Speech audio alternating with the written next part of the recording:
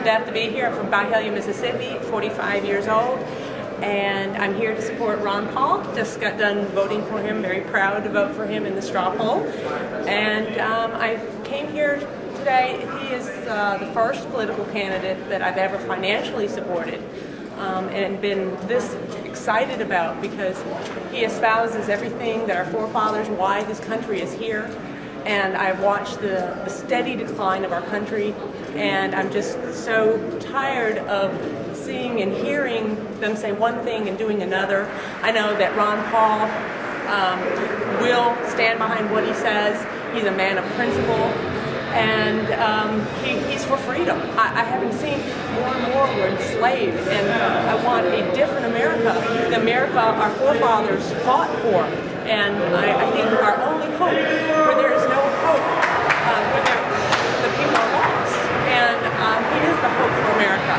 And I'm just hoping that there will be less blackout. I see all these conservative news stations saying that we're the vocal minority, and we're not the vocal minority.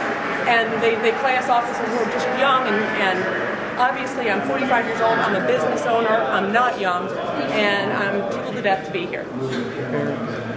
Thank you.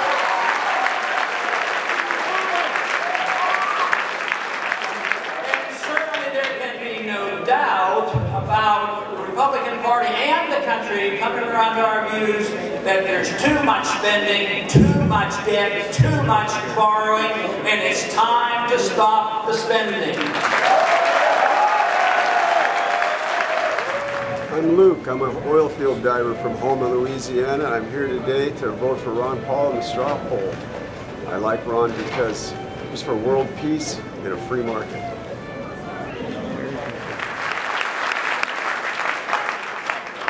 Right now we're in Libya.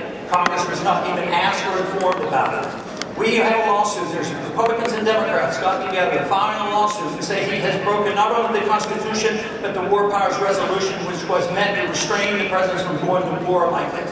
But our current president explained to us in a condescending way to the Congress, oh, this isn't a war. This isn't a war. This one doesn't qualify as being controlled by the Constitution, the Congress, or the War Powers Resolution. He said, they're not shooting back and we haven't been killed. So evidently, if we go and bomb people and they don't shoot back, it's not a war. That's how silly the whole thing is. But it's up to us. It's up to the people. It's up to the Congress. It's up to all of us. And it's up to us to get a president that won't put up with this nonsense and won't go to war so carelessly.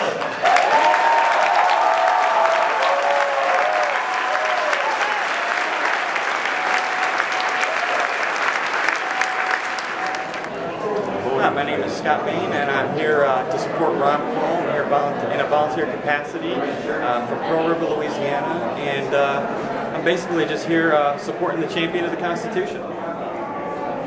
Okay, my name is Martha Carter. I am from Eatonton, Georgia, a small town in Georgia. I just watched the Ron Paul speech. The best word that I can tell you that it was electrifying. It made my heart feel so good to hear someone that believes what I believe. And I think all Americans should believe this. We should have our liberties. You know, liberty, give me liberty or give me death. And I think that's what he pretty much will, you know, clarifies. He's a wonderful speaker. The ambience in the room was just fantastic. He's just a brilliant personality, and he's a brilliant man.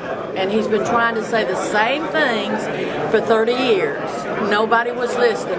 Well, Mr. Paul, we're listening. We're listening. And we love you from Georgia, and a bunch of us will always be on the bandwagon for you.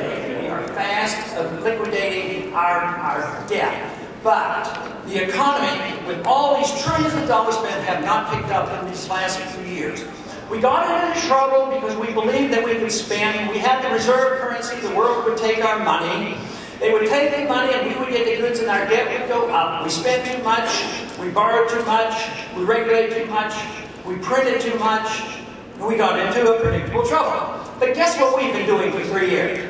We're regulating more, we're spending more, the deficit is exploding, we're borrowing more, and the Federal Reserve has unlimited amounts of money flowing into the system, and they think that's going to solve the problem. That will not solve the problem, let me tell you.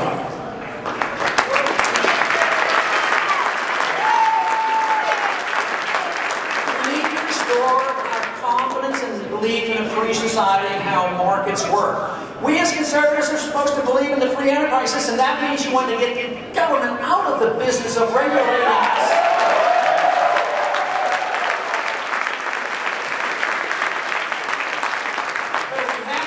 I have my way. They quit printing up the money because it's only helping out the rich at the expense of the poor. So I would stop that. But then you say, well, where will the money come from? The money for investment has to come from savings. Well, will there be enough savings? Yes, if we change our tax code. We should be taxing savings. We shouldn't be taxing the elderly. They're saving money. My name is Thaddeus Norris. I'm here to see Ron Paul. And if Ron Paul is elected president, which I hope he is, I'd like to see him do something with the Federal Reserve System. Drastically reduce the size of government spending, get rid of some of the entitlement programs, and a lot of these federal programs that are unconstitutional. See the country return back to the Constitution that it was supposed to be. Let me close by talking a little bit about what a free society should be all about. A lot of people don't quite understand when I talk about people being allowed to make choices on their own lifestyle. That worries them because they might make a bad choice, which is quite possible. But what happens when government makes the choice for you? They get involved in your education. They have control of the education. The TSA tells you what your kids can do. And I want that responsibility to be put back to the parents in charge of their kids. Johnston. I'm from Mount Olive, Mississippi. I came here today to pitch my support for Ron Paul. I believe out of all the candidates we will have available in 2012, I think he's the one that truly stands up to the Constitution and defends it. He doesn't back away from his beliefs, and I believe one of the main reasons that I do support him is because he wants to end the Federal Reserve, which is bankrupting our country. 15 trillion in debt, and anybody other than him, if elected, will just continue the same old thing.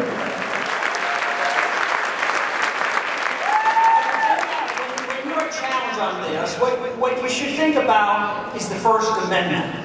We have a First Amendment, and hardly anybody argues with me or anybody else about the First Amendment. It legalized freedom of thought. You know, even communist teachers are allowed to exist in controversial things because it's political free speech. And we don't have a First Amendment so we can talk about the weather. You know, it's not that. It's to legalize freedom of speech. But nobody forever says that if you support legalizing freedom of speech, you endorse the speech that they use. You don't endorse what they say, you just endorse the principle they have a right to say it.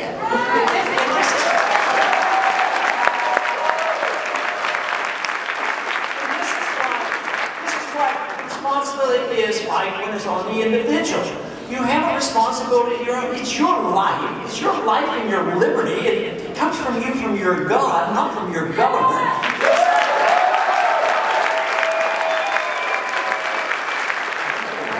My name's Heather Hand. I'm from Baton Rouge, Louisiana. I'm here at the RLC to vote for Ron Paul. He's the only person that makes any sense at all. Before Dr. Paul was very apathetic. All the politicians, they would say one thing and then do the exact opposite. And when I heard Dr. Paul speaking and looked into him and realized that he actually means what he says, he votes how he says he's going to, I realized that he's the only person. He's the only one that makes sense. He's the only one that follows the Constitution and does exactly what he says. So why else would I vote for anybody other than Dr. Paul? Hey, I'm Benito from Houston, Texas, and I'm here at SRLC 2011. It's my first time. just really enjoying the convention and all that stuff. In 2008, I was kind of a lefty, but I kind of discovered Ron Paul pretty early on, and got there quick before Obama could. And in 2012, definitely my feelings have been reconfirmed after years of study and watching and listening and all that good stuff. So here we are, showing support and trying to make things happen for him. Hi, I'm Cody London. I'm from Houston, Texas. I am a Ron Paul supporter. I grew up in Northeast Texas. I was largely a social conservative, neoconservative. I kind of grew out of that in high school. Kind of went a little alternative a little bit. When I went to college, it changed a little bit. My views started kind of increasingly go towards classical liberalism, and so when I listened to Ron Paul speak in the debates when I was a senior in high school, it kind of intrigued me, led me to read a bunch of different people like Mises and Hayek and Rothbard, stuff like that. But I'm here today to support Ron Paul because last year I felt bad because he lost by 1 vote and I was actually going to go and I ended up canceling. So this is really one of the reasons why I'm here, is because I'm supporting the man who's actually going to bring about true free markets, kind of this corporatism that we have today. So that's why I'm here. Hi, my name is Pedro Serra. I flew in from San Juan, Puerto Rico to see Ron Paul speak today at the Republican Leadership Conference. It was absolutely amazing. My favorite parts were just drawing down our military presence, our empire, the fact that we have bases, over 900 bases in 130 countries, he said, and just all these unnecessary wars without declarations from Congress, completely unconstitutional. Also auditing the Fed and ending the Fed. Very important message. I really feel everyone needs to get out there and help get this message out. Thank you. Samuel Adams said that you don't have to worry. A lot of people worry. Well, how are we ever going to get a majority to agree on this? You don't need a majority. You need, what he said, was an irate, tireless minority willing to start the brush fires of freedom in the minds of men.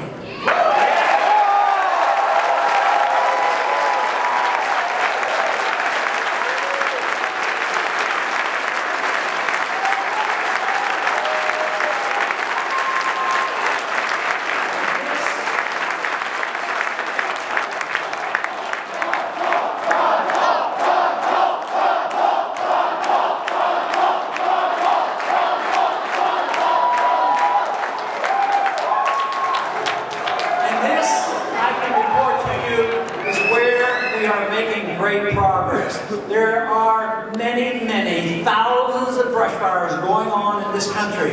I would like to think that I've contributed a little bit, but one thing I can't tell you is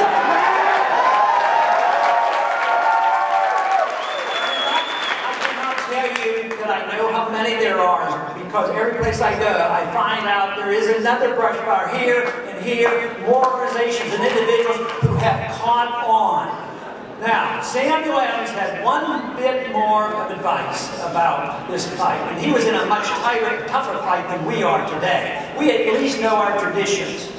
But he gave us one advice. He says, no long faces. They were in tough times, and they were very pessimistic. And yeah, he says, no long faces, which meant if you come and say, oh, what are we going to do? It's not going to work.